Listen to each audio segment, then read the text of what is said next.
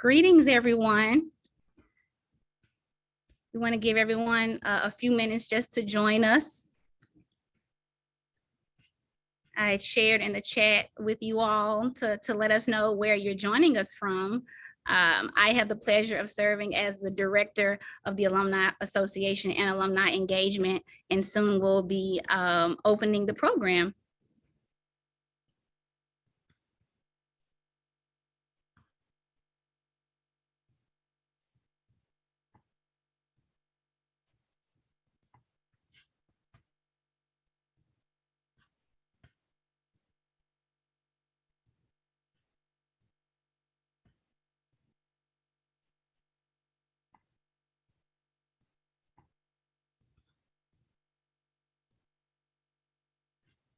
Awesome. We have some responses in the chat right now. Awesome. Hi, Minister Love from Indianapolis. Memphis so far is in the lead with who's joining us right now.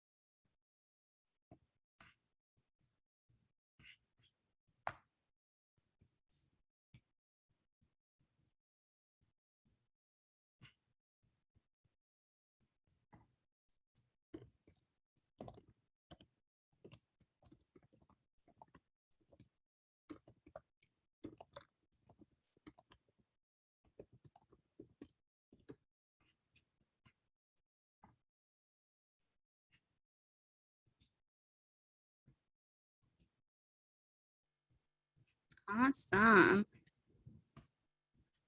Greetings, everyone. As I mentioned earlier, as we still have many filing in and joining us, I have the distinct honor of serving as director of the Alumni Association and Alumni Engagement. It is a pleasure to have you all joining us this afternoon for what we know will be a very exciting conversation, as we're thrilled to have welcomed our 13th president of the university here recently, Dr. Hardgrave. And as we know and we feel, that there is a paradigm shift happening, and we're really excited to be able to join you all this afternoon with some special guests to really hear from you and speak to you. So without further ado, I will invite to the stage our Alumni Association National Executive Board of Director President, Nestor Rodriguez, as well as Andrew Mock, who also serves in a leadership capacity on the National Board of Executive Directors. So they'll take it away from here. And if I could have President Hardgrave join us as well.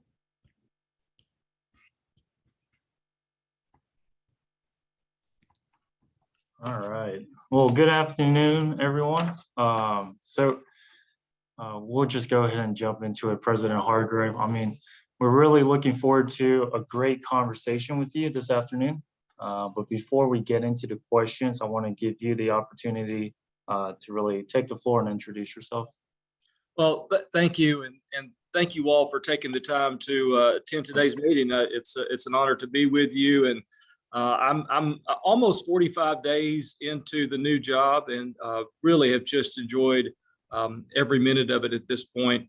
Rhonda and I, my wife, we've settled in, and it's as many of you know, Memphis is an easy place to settle into, and so we've really made that transition easy. I've spent my first 45 days here doing a lot of listening and learning. I need to know as much as I can about the Memphis community and certainly the University of Memphis and how the state of Tennessee operates from a higher education perspective. And I have learned a lot in that first 45 days. I have a lot more to learn over the next 45 days or so. And just to kind of lay it out for everybody, you know, I plan to spend 90 days, 90 to 100 days, really doing a lot of listening and learning. And then after that, as the fall semester gets back into swing, we will start a very intensive and comprehensive initiative to write a new strategic plan for the university. As you all know, the university has done incredible has advanced incredibly over the last several years. The last strategic plan, however, was written in 2017. And the world is a very different place in just those 5 years. And it is time for us to think about how we set this university up, not just for the next couple of years, but for the next decade. So we'll go through that process. We're going to involve everybody in that process. This has to be a comprehensive process. Our alumni, our business community, our students, our faculty, everybody will be involved in this as we set the path forward for the next several years. So look forward to that. That'll take 7 or 8 months. So about this time next year, we should get the strategic plan out there, finished, and start executing on it. And with that, you know, I could talk a lot more about what's going on, but you didn't come to hear me talk at you. You came hopefully with your questions, and so I look forward to answering your questions. Awesome. Thank you so much, President Hardgrave. So with that being said, let's go ahead and dive into the submissions that we received in advance. And we'll start off with the first question from Ernestine Jenkins. So given the art and cultural resources in the city, U of M could emerge as a leader in the training of a diverse group of scholars interested in the related fields of art, history, curatorial practices, and museum studies. How do you see art scholarships contributing to the U of M, the city of Memphis, and the broader region, since the University of Memphis has now achieved R1 status?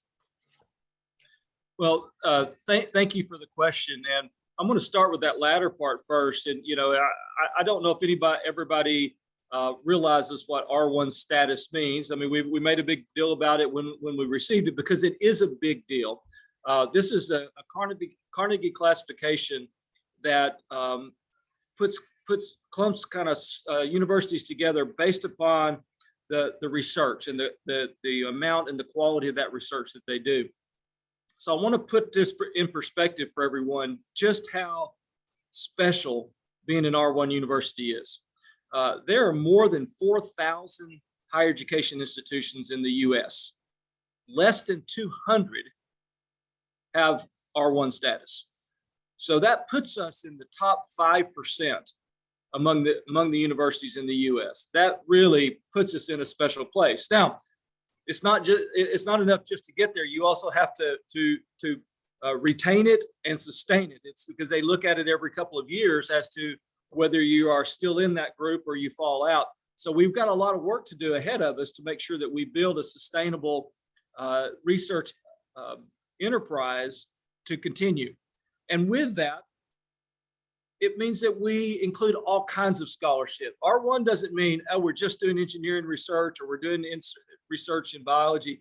It is full and inclusive. And in fact, the arts and the humanities plays a big role in that R1 status. Part of the criteria is how many humanities and arts PhDs and postdocs do you have? So it plays a very, very important role.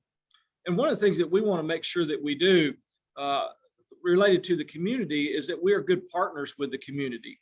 And one of the things that I've started to learn in my first 45 days is the incredible food scene that's in town. In fact, I was joking, Nestor, I think I was telling you, I think I'm eating my way through Memphis, and it's fantastic. But with the arts and, you know, the great museums that we have, look, we need to make sure that we're turning out people who are well received by the community and by the business community in particular. And so we certainly want to be good partners with our community, turn out those good people. And certainly from a scholarship perspective, absolutely arts and humanities is important.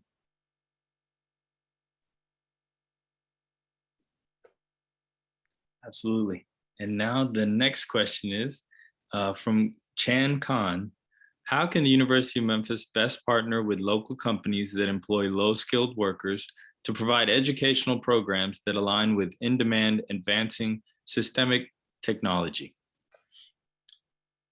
You know, one of the things that we have to do as an educational institution is make sure that we are partnering with others to provide whatever that workforce need may be. And I've already had conversations with the superintendent of the Shelby County School System, with the head of our what's called TCAT, which is our technical schools, with our community colleges, because what we have to do is all work together to create what I call an educational ecosystem so that we provide and support that workforce. And where do we come in technical training? Well, and sometimes the best trainers that we have are the researchers who are out on the bleeding edge of that work. And we can get out there and teach the latest technologies, whether it's in the classroom or in the lab or out in the field, training technical workers, or perhaps we come up with new ways to do the best training. But in many of these technologies that we see, they're being created and worked on right here at the University of Memphis. I'll take additive manufacturing for one, and that's the one where you actually create custom parts or devices, almost from a printer, if you will. Well, we have labs, we have world-class researchers doing work on that every day, but we need to make sure that we are training tomorrow's workers, again, in collaboration with our high schools, our technical schools, or two-year system, to make sure that we're getting that word out.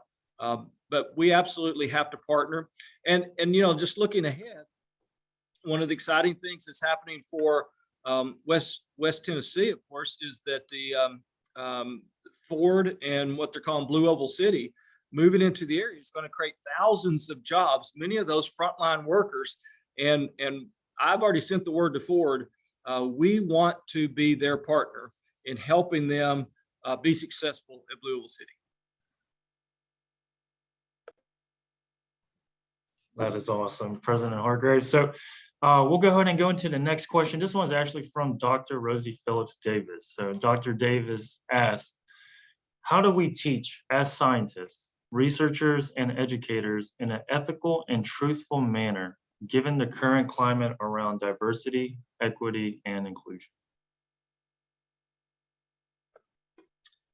There's a lot that's going on right now, as we're all aware, and from your question. And sometimes it seems difficult to, how do we maneuver through those? But there's a couple of things that I try to look as kind of these guideposts. First and foremost, right, we're a public institution. We will follow all state and federal laws. That's what we will do always, period. But those don't have to be contrary to our mission. And so the second part of that is, we will continue to pursue our mission to educate, to create and disseminate knowledge. And those things, again, don't necessarily have to contradict each other.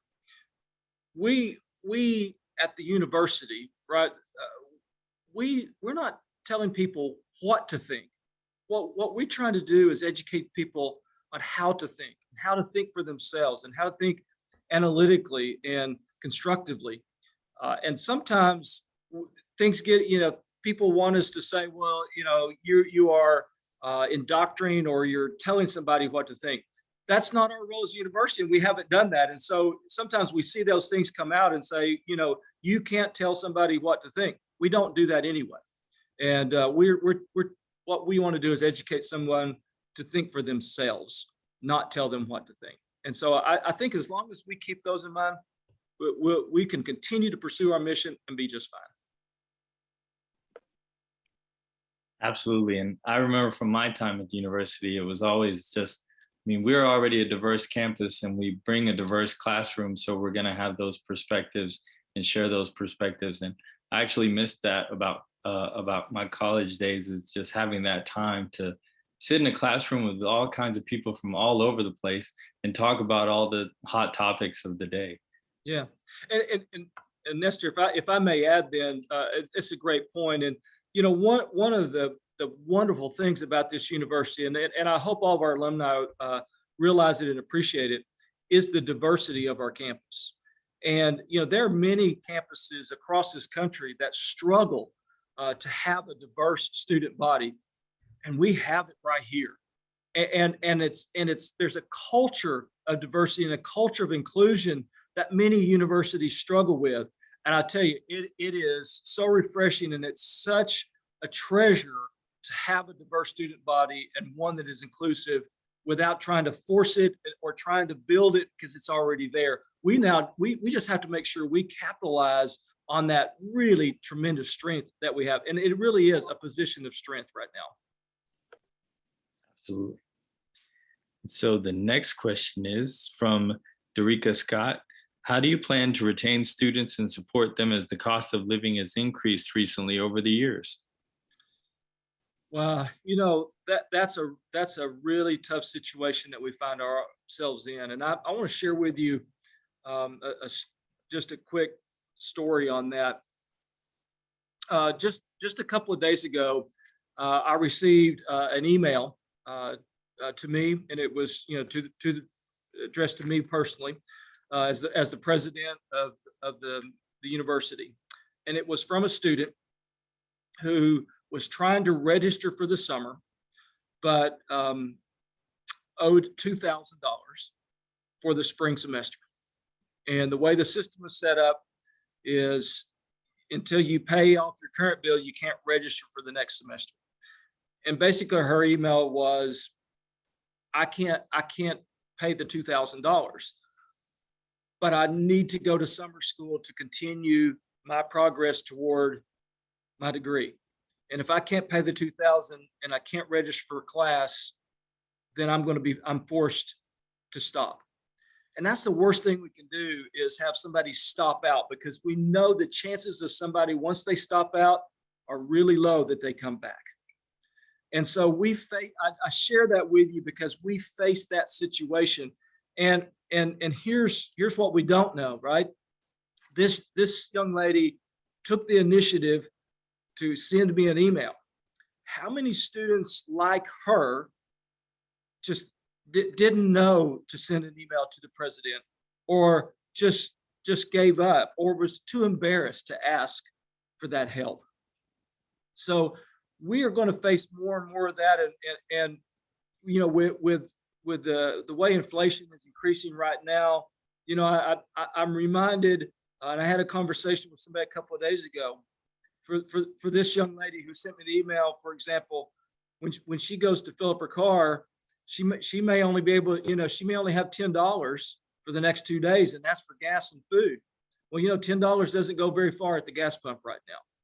And so our students are having to make some tough choices. What we have to do as a university is support those students. We've got to find a way to financially support those students. If I had to look at those major initiatives that we have to have, one of them is more money to help those students beyond just a merit scholarship, for example, but to help them with food and books and fees and those things beyond it. Really kind of that all inclusive, because we know some students simply cannot do that. It's a really tough challenge. I know we will rise to the challenge, but we're going to need our alumni and friends in the business community to help us with that, because we can't do it by ourselves. Absolutely. And that's where we have to absolutely help you and the university as alumni in getting involved in looking at our website, finding those places that where we can donate for scholarships. And I know I talked to you about the scholarships that I heavily support. And I just think, is if you're in this chat, I mean, just look at the website and just make sure that you're aware of all those scholarships, or at least aware of the website enough to where you can guide someone who may be able to help to those scholarship locations on our website. And that's really just, I mean, I can't say it enough. I wish I could put it on a billboard and and share it to the world, but definitely that's where we have to help you, President, and we can certainly do that. No, I completely agree, Nestor. So with that, we'll go to our next question submitted by John Panzer. So President Hardgrave, based on your observations so far being on campus, in what areas of the university do you see a need for immediate changes or improvements? Well, I tell you the big things that I'm seeing right now, enrollment is going to be a struggle for us and for all of higher education, because we know that in the next few years we're going to have fewer and fewer high school graduates available. We know that's coming because in 2008 during the Great Recession, people stopped having kids at the rate that they were. So we know, add 17, 18 to that. In 2025, we're going to see a major drop off. We're already starting to see that. We're already starting to see challenges with enrollment. So that's one that, we have got to face head on. We've got to make some tough decisions about what size should we be? What's our mix of students, undergraduate, in-state, out-of-state, region, all of those things. We've got that. This is probably the single biggest thing that is staring us in the face. And I know it's a couple of years before the big wave hits us, but we're already starting to see those advanced waves happening now. We're looking at the incoming freshman class, and compared to this time last year, we're down. And we need to make sure that we stay focused on that. And that is a big one, really big one. The other one is I mentioned R1 status, and it was great that we got the R1 status, but we have to retain that and build that research enterprise that it takes to get there. And then the other one that we know we want to work on is athletics, and in particular position ourselves to be the best we can be. The last thing I'll mention is overall is facilities. We have at the University of Memphis, among the public institutions in the state of Tennessee, the oldest buildings, the average age of the buildings, and they're starting to show. And our maintenance costs are really kind of getting out of control because the buildings are so old and they're so hard to maintain. We've got to have to get some help on our facilities. So those are things that kind of come to mind. All those are really pretty heavy and meaty issues, but we've got to address them in short order.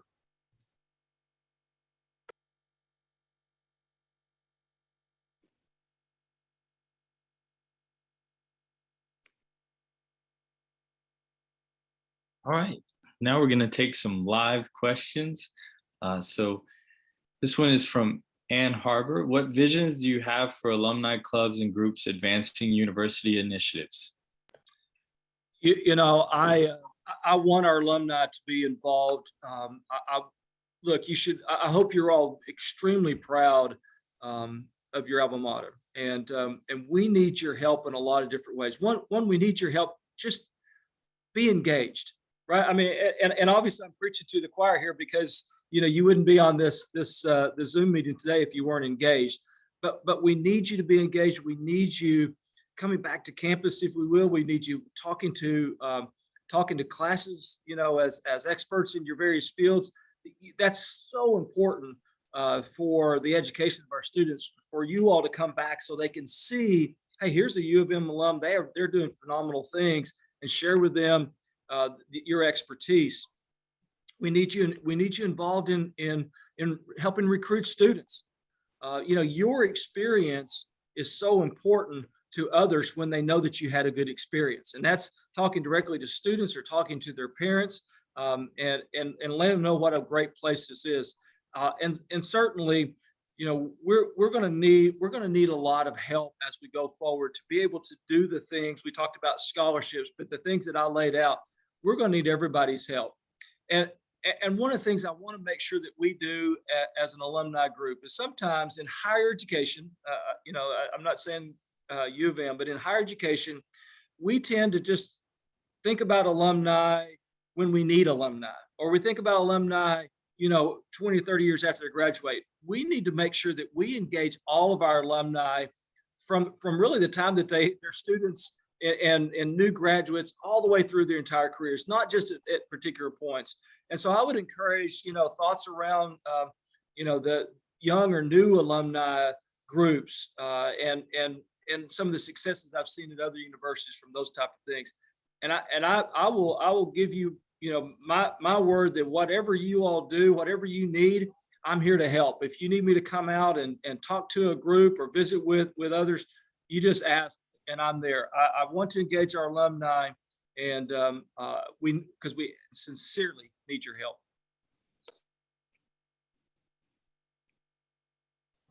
That is so appreciated, because I already know that you're on a whirlwind tour of meeting all the alumni and staff and whatnot. So that just shows how committed you are, because you're not even pausing for a second. You're already soliciting more of those meetings. So I really appreciate that. And again, I just want to reiterate to that question that, it starts with us and alumni and making sure that we do everything that we possibly can scholarship wise. There's so many clubs and chapters that provide scholarships to students, and like you said, President, not only monetary, but just showing up shows so much support and getting that word out. And you may tell somebody who had no idea that there was that particular scholarship available, and then that causes a domino effect, and resources open up for that scholarship. So definitely being engaged and definitely knowing what we have. And I would definitely tell everyone to go to that website and check it out, and check out all the clubs and chapters and all the things that they're doing. So President Hardgrave, we have another live question. I think there's a lot of excitement within the city today, especially with all the news that broke out this morning. Could you share a little bit more about the news today, specifically around the football stadium? Yeah, what's going on with the football stadium? I haven't heard. No, we sent out a press release earlier today, and we actually have a press conference later this afternoon.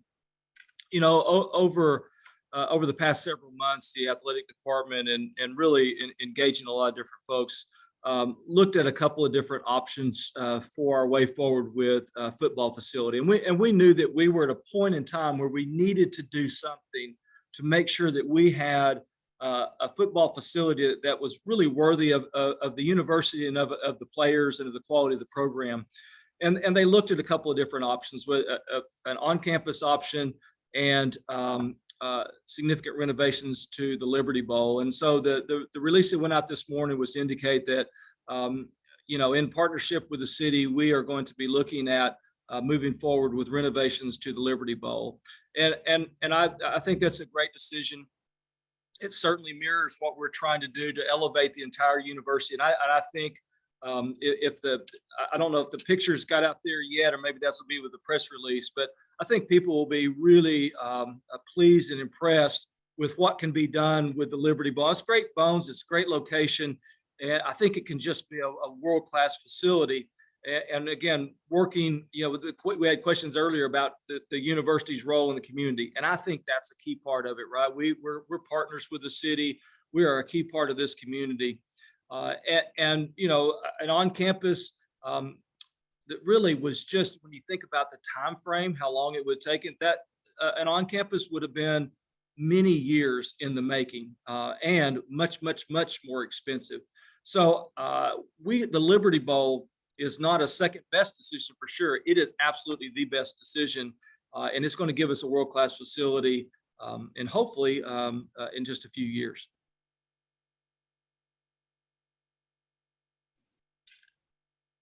Definitely excited for those football seasons and those football games. Maybe we can get ESPN Game Day back. That was an amazing day. That was an amazing day.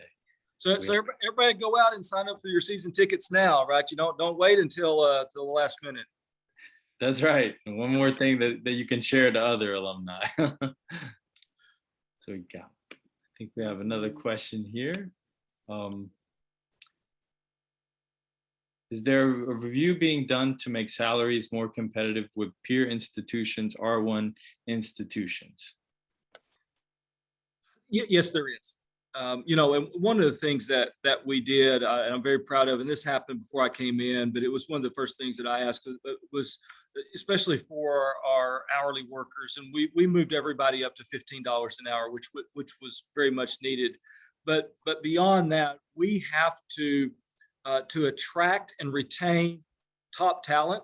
We have to pay market, and frankly, we are behind market in several key faculty areas. And so, yeah, I've already looked at that, and we know that's one of the areas that we're going to have to make investments in going forward.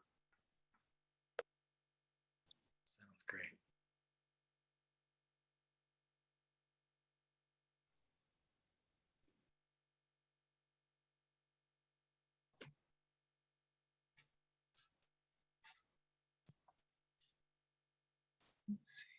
Okay, so we have another live question. So President Hardgrave, how do you feel about inclusive higher education programs for students with special needs?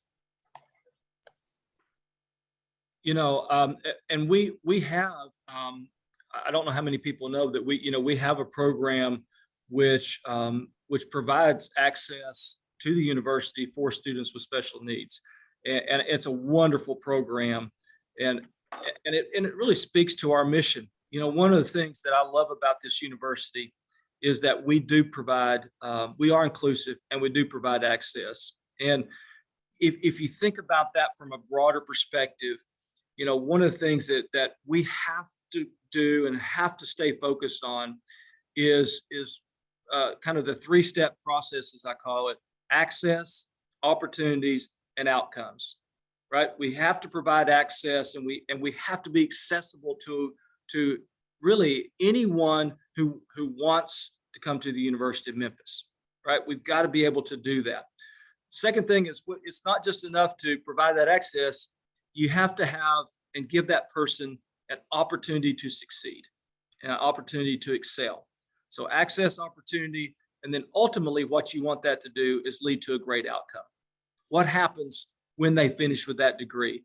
And we put that out there not with an asterisk saying, well, access, opportunity, outcome, that's only available to this group or this region or this gender. No. That's for all walks of life. And I'll go back to a statement I made earlier about this university.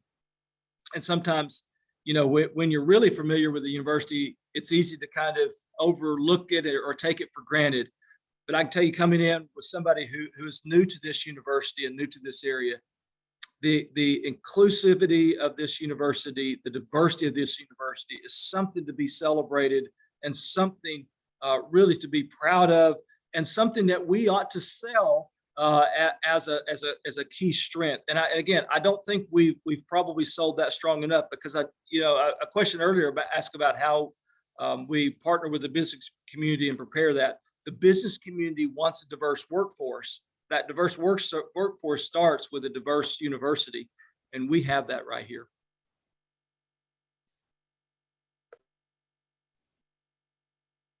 Definitely, and I try to brag on that as much as I can, because I'm so excited when I go on campus or when I go to alumni events and just see all the beautiful diversity. And like I've shared with you before, President Hardgrave, I'm from Humacao, Puerto Rico, to Hohenwald, Tennessee, from a small town to a small town, and I know you're from a small town too. So that's just those small town values, and then also it's like a big city here that we've gotten to call home, and now you're a Tiger, so you're going to get to call this big city home. So we have one more question from as we continue to wade through the impacts of the pandemic on mental wellness for students and faculty, are there any steps needed to make everyone feel like Tigers and keep them engaged as lifelong learners and educators? One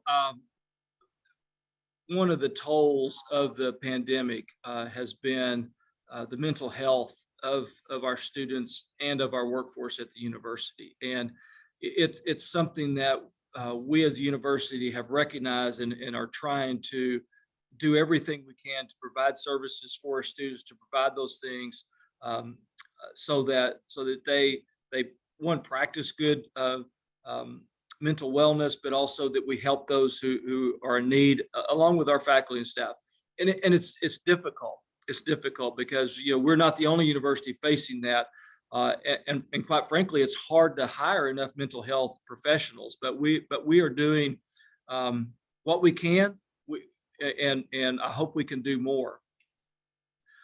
I will add to that one of the things, as traumatic as a pandemic has been on everyone over the last couple of years, there were some things that we learned about ourselves that I hope that we don't soon forget. You know, and I'm talking about higher education in general, because I'm still learning about the University of Memphis. But we learned across higher education that, you know what, we can be agile. We can make quick decisions. We can deliver education in different forms that we weren't accustomed to before. And that's something that was good that came out of the pandemic, is we learned how to deliver education in ways that we just didn't do before. And I don't want us to forget that, because one of the things, and it goes to the question, the part of the question around lifelong learning, is that we can't just sit back at our campus here in Memphis and hope that people will come to us and come into our classrooms and we will deliver the education as we want to deliver it, not as the learner wants it delivered. We have to think differently. And I think the pandemic has helped us with that. Yes, that's a big part of who we are, and it will always be a big part of who we are. But we've also got to learn and take the learnings from the pandemic, is to meet the students where they are. And you know what? That could be online. It could be that it's a blend, right? Sometimes they get to class, sometimes they don't. It could be at our Lambeth campus. It could be somewhere else. It could be in the workplace. We have to meet the students where they are. And I hope that we take from that, and I hope the University of Memphis takes from that we are going to be a university that meets the students where they are, wherever they are geographically, or wherever they are in their life, right? It could be with a new child. It could be with a full-time job. It could be 20 years after they finish their degree. We have to meet them where they are. And I'm very, very enthusiastic and very optimistic that this university is poised to do that better than most. Sounds great. And President Hardgrave, every time I hear you speak, I just get excited because, you know, everything you say is just so on point. And that's so true. We do need to learn from this. I know everybody's ready to get back to normal, quote unquote. But like you said, you know, we need to learn from this and meet the students where they are. So that is all the time we have today. I want to absolutely thank Andrew Mock for joining us. Andrew's been, I've seen you from a student ambassador board, former student ambassador board, former student, and now an amazing alumni. And of course, President Hardgrave, I'm so thankful to you, and hopefully, you know, we can make it out to that barbecue fest sometime this week if our schedules allow. And but thankful to you, and I can't say enough. Thank you for your time today. Yeah, thank you all for having me. I really do appreciate it. If there's ever anything I can do for anyone, please reach out and let me know. If nothing else, then I'll just say, go Tigers, go. That's right. Go Tigers. Take care, everyone. Go Tigers.